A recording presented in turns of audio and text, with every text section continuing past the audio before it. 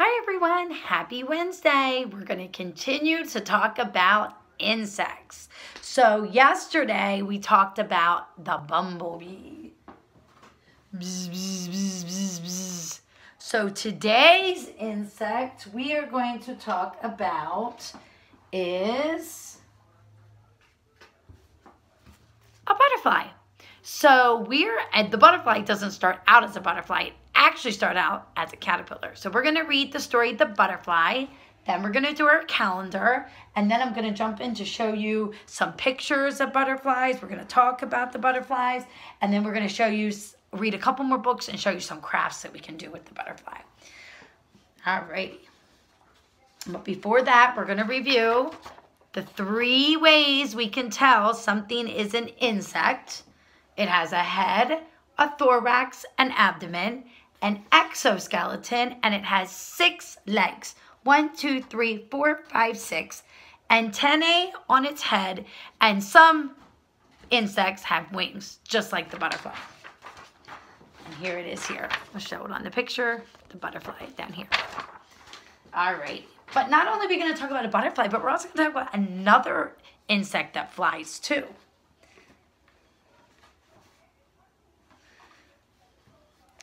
First comes an egg. Then out comes a colorful, beautiful caterpillar. They're different colors and different spots to warn off anybody who would like to eat him, so he doesn't look very appetizing. The caterpillar eats many leaves and grows very big. It makes a silken thread and ties itself to the stalk of a plant. Now, just to give you a heads up, not all caterpillars are butterflies. Some caterpillars turn into moths. So if a caterpillar is going to turn into a moth, it makes a cocoon.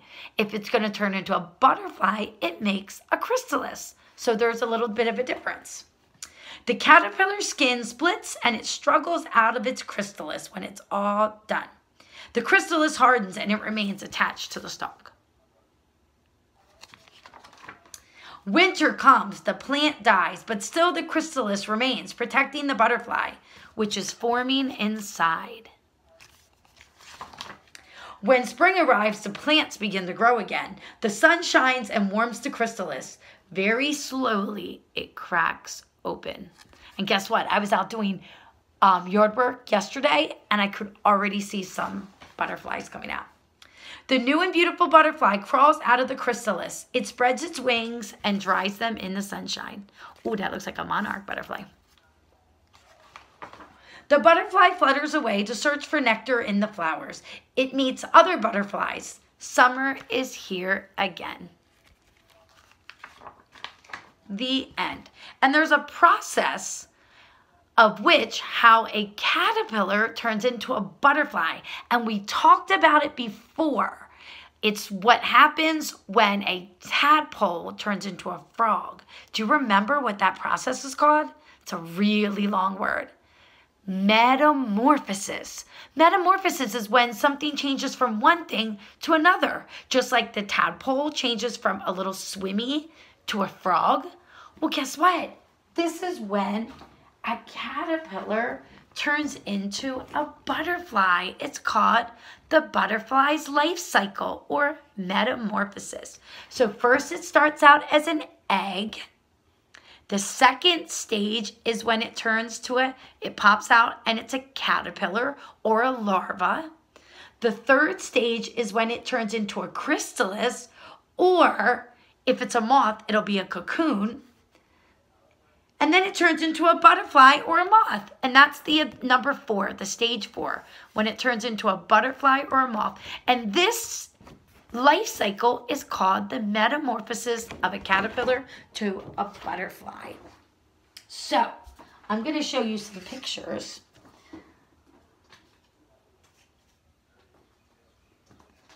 So this is a caterpillar. And it's a very beautiful, colorful caterpillar. And like I said, some caterpillars turn into butterflies. Some turn into moths. Now this caterpillar is very colorful, black and white, or yellow and black and white. And so, do you think this caterpillar turns into a butterfly or a moth? Let's see. turns into a butterfly with black and yellow and white on it. So that caterpillar turned into this beautiful butterfly. How do we know a butterfly is an insect? Now, just to let you know, caterpillars are not an insect. They have more than 6 legs and they don't have an exoskeleton. So caterpillars are part of the insect process, but not actually an insect. They're called a larvae, but they're part of the insect process. Now, butterfly is an insect. It has a head, a thorax, and an abdomen. It has wings. It has 6 legs and 2 antennae. That makes it an insect. So a butterfly is an insect. Now here's another caterpillar. This caterpillar looks very different than the other one. Look at this caterpillar. It has browns and oranges and blacks on it. It's very furry. Do you think this caterpillar turns into a butterfly or a moth? Let's see. A moth, you're right. And this moth is very furry. It has browns and oranges and blacks on it, just like its caterpillar did. Now, again, a caterpillar is not an insect. It's part of the insect process of metamorphosis, but it's not an insect. It has more than 6 legs, doesn't have an exoskeleton, so it's not an insect. And it has soft skin. But a moth is definitely an insect. It has a head, a thorax, an abdomen. It has wings, 6 legs, and antennae. So it's definitely an insect. Now, 2 other words that we talked about when we talked about birds, and this is another way we can kind of pull this all together. There was birds that were diurnal, that came out during the daytime, and there was birds that were nocturnal, that came out at night. Well, guess what? Butterflies and moths are the same way. Moths are nocturnal. They come out at nighttime. That's why they're dark colored, so they can blend in at night. Butterflies come out at the daytime. That's why they're bright colored, so they can blend in with the flowers.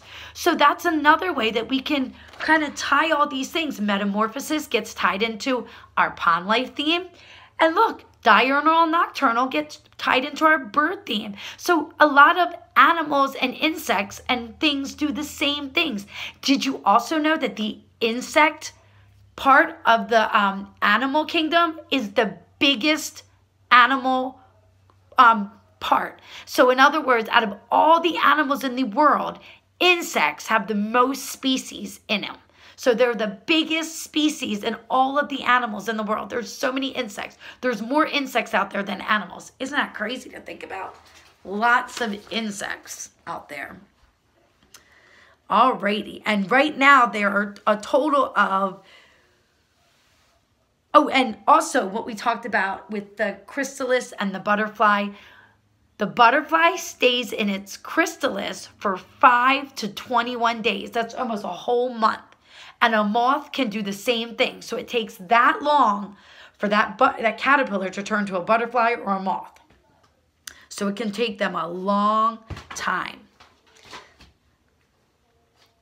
Alrighty, so let's see. First, I'm going to show you the art projects we can do. Now, this is a caterpillar. You can make a caterpillar out of an egg carton. You can cut the egg carton. You can paint it. Mine just happened to be blue already. You can put little toothpicks in it to make its antennae. You can draw a face on him. If you use your Sharpie marker, you can draw a face, or if you have a marker, you can draw a face on your caterpillar.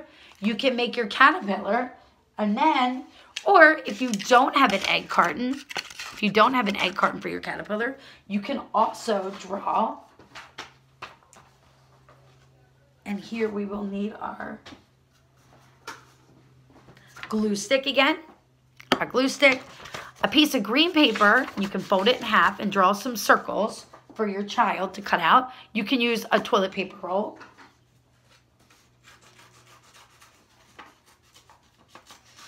I know I'm covering a lot of information. It's so exciting to learn about insects.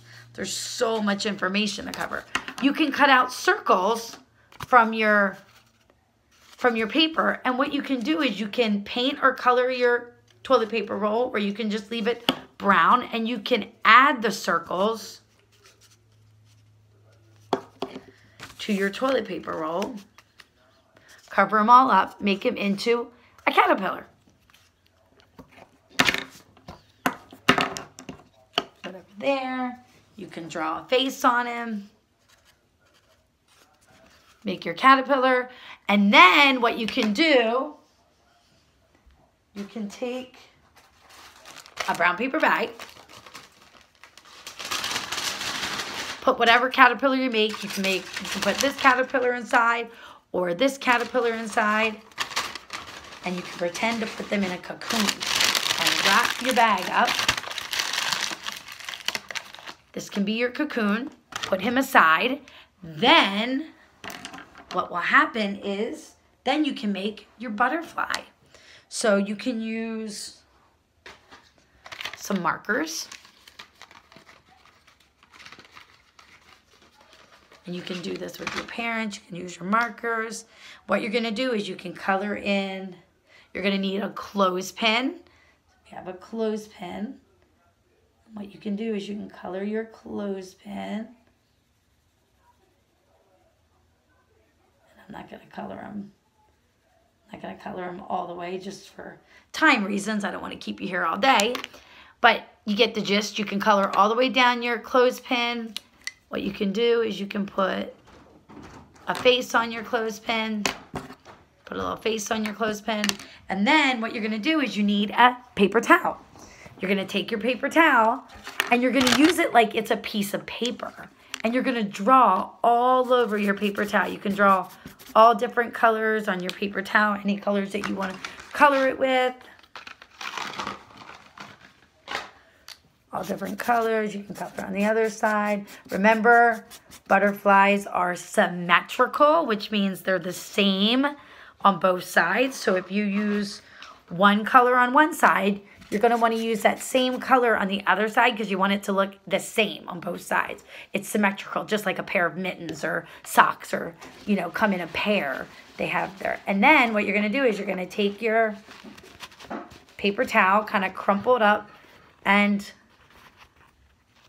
pin it in the middle, just like this, and you've made your butterfly. Then what you can do for dramatic play, you can pretend that your caterpillars are coming out of the cocoon, and you can put your butterfly in and pretend like he's going to come out of the cocoon, and then surprise mom and dad when your caterpillar is turned into a butterfly. Isn't that cool? So this is a really cool craft that you can do that represents the metamorphosis of a caterpillar to a butterfly. Alrighty, my friends. So before we end our circle time, we are going to do our calendar, and then we're going to read one more story, because another way you can relate butterflies to birds is, guess what butterflies do in the winter when it gets cold? Do you remember what birds do? Birds migrate. Guess what? Butterflies do the same exact thing. Isn't that cool? They migrate. So let's do our calendar, and then we'll read one more story, and then we'll be done our circle time. And we have talked all about butterflies today. All right? So we're going to do January, February, March, April, May, June, July, August, September, October, November, December, 12 months of the year. September, October, November, December, January, February, March, April, May. It's the month of May. And we're going to do our days of the week. Days of the week. Days of the week. Days of the week. Days of the week. Days of the week. There's Sunday and there's Monday. There's Tuesday and there's Wednesday. There's Thursday and there's Friday. And then there's Saturday. Days of the week. Days of the week. Days of the week. Days of the week. Days of the week. Monday, Tuesday. Whoa, whoa, whoa. Wednesday. If today's Wednesday, what's tomorrow? The Thursday. The year here is 2020. The year in Israel is 5780. It's going to be a partly cloudy day today. Some sun and some clouds. The season is winter, fall, winter, spring. It's the season of spring. And we're going to count 1, 2, 3, 4, 5, 6, 7, 8, 9, 10, 11, 12, 13. Today is Wednesday the 13th. Alrighty, let's see. So we're going to read a story called Where Do Butterflies Go in the Rain? Rain, rain, rain, rain. Where does the butterfly go when it rains? And the mole and the bee and the bird in the tree, where do they go when it rains? A mole can stay in his hole. A bee can fly back to her hive. See the beehive? I've heard that a bird tucks its head under its wing. But where does the butterfly go when it rains? I know that my cat goes scat under the porch. I've seen him do that when it rains. A snake, I suppose, can slide between rocks. A grasshopper can hide in the tall, tall grass. A rabbit can dash, whoosh, into a bush. But where does the butterfly go when it rains? The cows I see in the field, they just stand in the rain and get wet. They can get wet and eat and get wetter, but cows don't mind the rain. I know why a duck doesn't mind the rain. Someone told me a duck's feathers are oily and slick, so the rain doesn't stick. Water slides off of a duck's back. Quack, quack. We talked about that with birds, right? But what about minnows? And how about trout? Where do the fish go when it rains? Pooh, that's silly. They live in the water, so they go under the water in the rain. What does a turtle do in the rain? If I were a turtle with the shell all over me, I would know what to do in the rain. I would just go in my shell, wouldn't you? But what can a butterfly do? How can it fly if its wings are wet? Where does the butterfly go when it rains? And the bird in the tree is a puzzle to me. Even if his head is tucked under his wing, what happens to the rest of him? Poor thing. As soon as the rain stops raining so hard, I'll go quietly up to a tree, and maybe I'll find a bird in that tree, and I'll see what it does in the rain. Maybe I'll find a butterfly too. Then I'll know what it does in the rain. But where can I look? I've never seen a butterfly out in the rain. Have you? Not me. The end. Where do you think butterflies go? Do you think they might hide under a tree or hide in a bush? Hide under a leaf? Maybe, so they don't get wet. All right, friends. Well, I have really enjoyed talking about butterflies with you today, and I will join you again tomorrow, and we will start to talk about ants. So have a great Wednesday. Try to get outside if it's not raining, and look to see if you can see any butterflies yet. Have a great day. Bye.